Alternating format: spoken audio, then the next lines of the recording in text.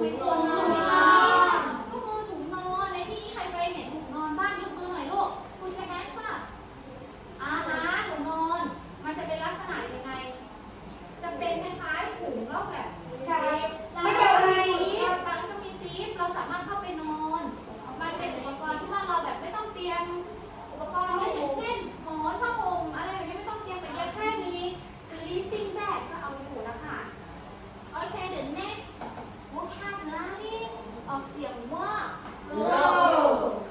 one more time student roll ก็คือเชือกค่ะเวลาเราเข้าค่ายลูกเสือดูว่าอะไรก็ว่าไปเราจะมีเชือกอยู่ตรงเข็มขัดเราอ่ะเห็นไหมเป็นอุปกรณ์ที่สำคัญมากๆนะคะที่เราจะต้องเตรียมติดตัวไปตลอดเวลาเข้าค่ายพักแรมเชือกขอถามหน่อยเชือกสามารถใช้ทำอะไรได้ตากผ้าค่ะตากผ้าตั้งเต็นท์another student เขาทำเป็นของเล่นยังไงสินค้าใช้ในการปีนป่ายนะคะโอเค next vocabulary is touch ก็คือไฟฉายหรือว่าเพลิง sorry student touch ก็คือไฟฉายนั่นแหละค่ะหรือว่าเพลิงใช่ละอันนี้ก็เป็นอุปกรณ์สำคัญที่เราจะต้องติดตัวไปเหมือนกันเวลาเดินทางในตอนกลางคืนThe next vocabulary is lantern ออกเสียงว่า lantern ก็คือตะเกียงตะเกียงในที่นี้มัน is so big ก็คือใหญ่กว่าไฟฉายขึ้นมานะคะอุปกรณ์ต่อไปคือบูทนักเรียนสังเกตไหมว่าบูททำไมเติม s เพราะว่ามันมีสองข้าง ตัวหนึ่งคือมีสองข้างถ้าสมมติว่าบูทเฉยๆไม่มี s ล่ะคะ มันมีหนึ่งข้าง แต่ว่าคนเรามีสองขาเนาะมันก็เลยต้องมีรองเท้า สองข้าง ข้างหรือสองคู่ก็ต้องเติม s เข้าไปค่ะคำต่อไปแบกแพ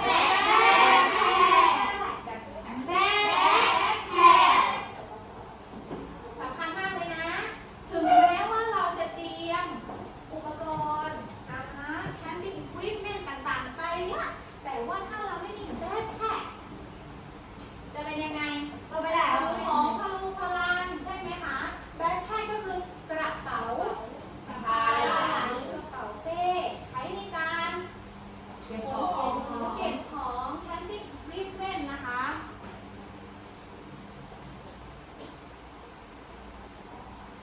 อุปกรณ์สุดท้ายออกเสียงว่า first aid kit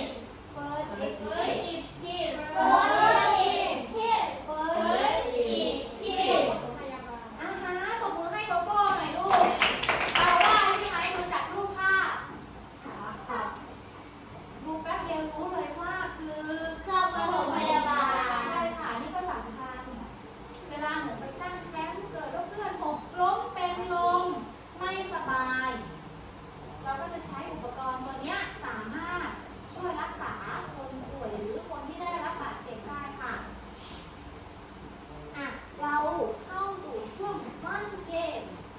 กิจกรรมนี้จะเป็นกิจกรรมบิงโกจากรูปภาพบิงโกเรามาดูกติกาในการเล่นคือหนึ่งนักเรียนทุกคนจะได้รับกระดานบิงโกคนละหนึ่งแผ่นเสร็จแล้วครูจะซุ่มนักเรียนหนึ่งคนเนี่ยมาหยิบ vocabulary about camping equipment นะคะ ให้นักเรียนช่วยกันอ่านนักเรียนคนใดเรื่องยากอุปกรณ์การตั้งแผนลงตัวกับบัตรทำให้ลงในช่องนั้นๆเรื่องต่อไปจนกว่าจะมีนักเรียน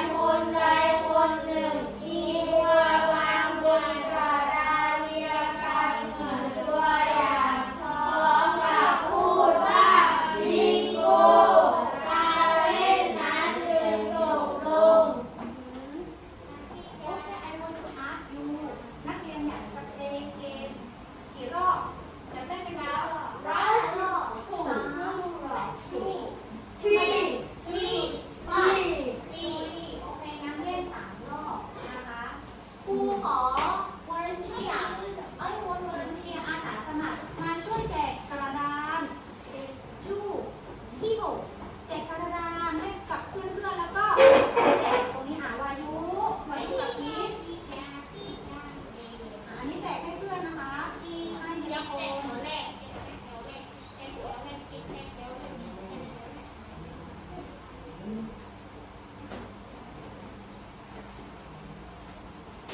ครูจะติด vocabulary is about Christmas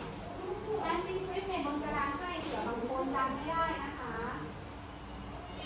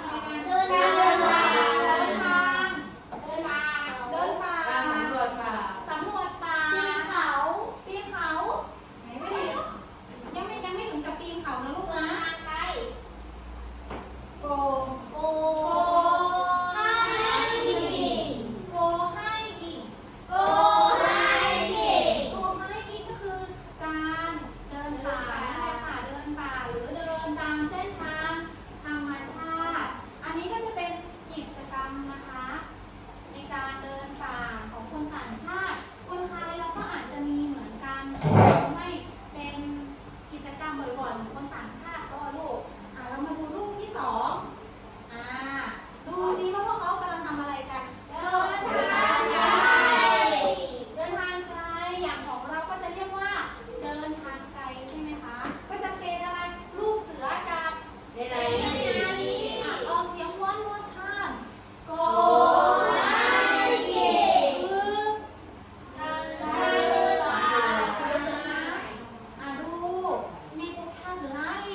เด็กน้อยสองคนที่ทำอะไรลูกตกปลาง่ายมากเลยใช่ไหมถือเบ็ดรู้เลยว่าตกปลาโซฟิชชิงค่ะตบมือให้พีคหน่อยพีครู้คำศัพท์นี้นะคะก็คือ go fishing นะคะ go fishing ก็คือตกปลาคำศัพท์ต่อไปเขากำลังทำอะไรนะลูกบาร์บีคิวทำย่างบาร์บีคิวคำศัพท์ก็คือแฮชบาร์บีคิวก็คือการปิ้งย่างการกินเขามีอย่างของเราแบบเนี้ยถ้าเราไม่ทำเป็นบาร์บีคิวทำเป็นอะไรได้บ้างย่างเนื้อข้าวโพดย่างไก่ย่างก็อะไรย่างป๊อปคอร์นใช่ไหมคะการที่เราไปตั้งแคมป์ลูกเราก็ต้องมีการเติมพลังในการกินของอร่อยค่ะดูคำศัพท์ต่อไปสังเกตจากรูปภาพสิ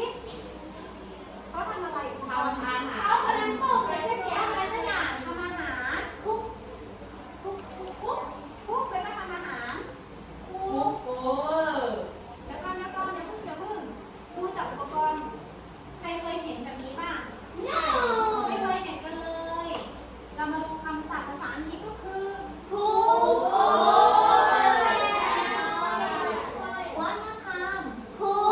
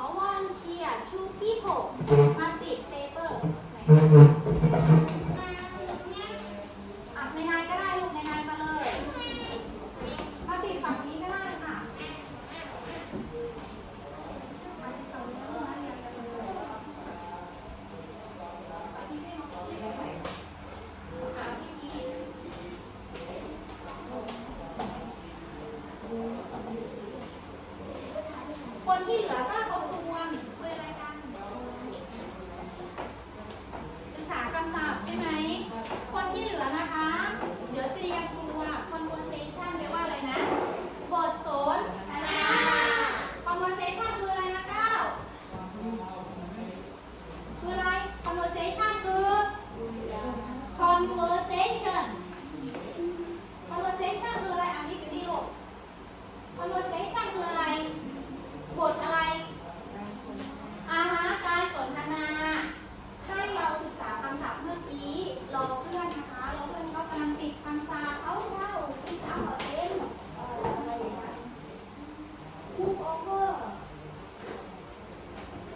Cook over in fire ใช่ไหมหนู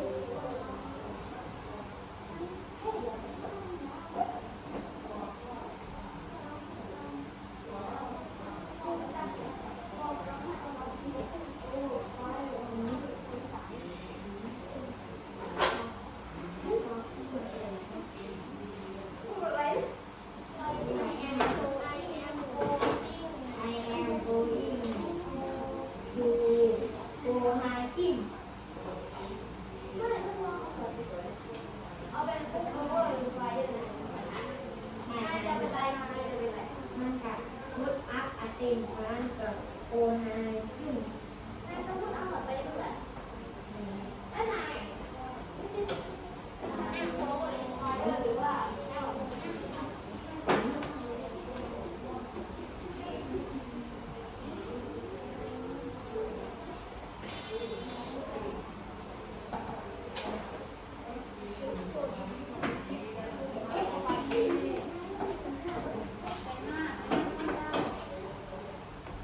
เดี๋ยวเราจะมาดูกิจกรรม conversation กันนะคะนักเรียน ก่อนอื่นเราจะต้องมาดูโครงสร้างประโยค be going to นะคะนักเรียน be going to คืออะไร be going to ก็คือใช้บอกหรือพูดถึงสิ่งที่เราตั้งใจจะทำไปล่วงหน้าแล้ว อย่างเช่นอะไรสมมุติอันยังไม่เอาเกี่ยวกับ go camping อย่างสมมตินักเรียนถามครูว่าพรุ่งนี้ครูพิมจะไปไหนครูก็วางแผนไปล่วงหน้าแล้วว่าครูจะไปเชียงรายครูจะไปว่ายน้ำครูจะไปกินน้ำอาหาร drink bubble tea ได้ไหมได้คือการกินอะไรชาไข่มุกดื่มชานมไข่มุกนะคะเรามาดูโครงสร้างประโยคก่อนอื่นเลยก็จะเป็น subject หรือกระทำมีย่อมาจากมีย่อมาจากว่า is แล้วก็ is and are แล้วก็ going to แล้วก็ goingก็ going in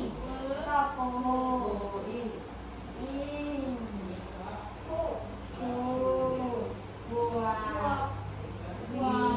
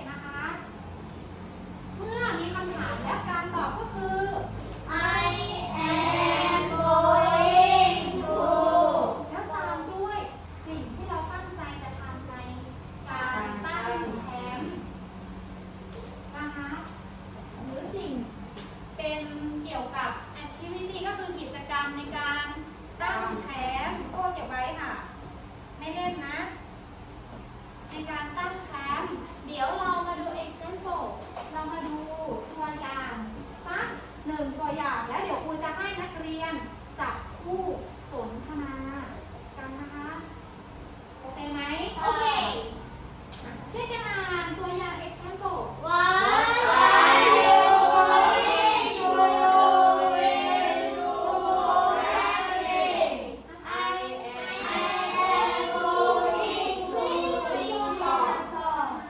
Sing a song เธอไปทำอะไรร้องเพลงฉันตั้งใจจะไปร้องเพลงขออีกหนึ่งตัวอย่างWhat are you going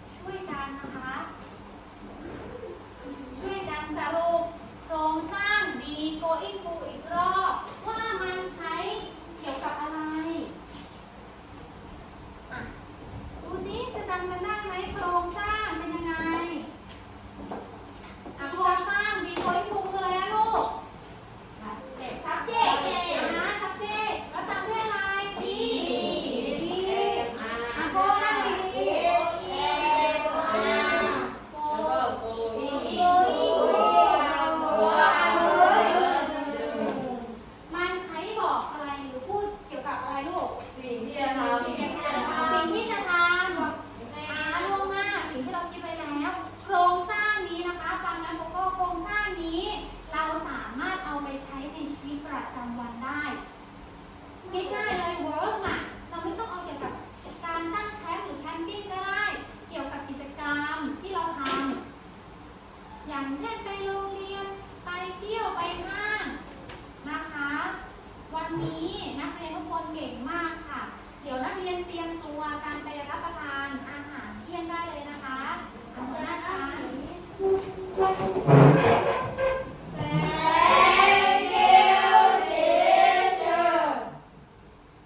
See you again. See you. โอเคไปทานข้าวได้ค่ะ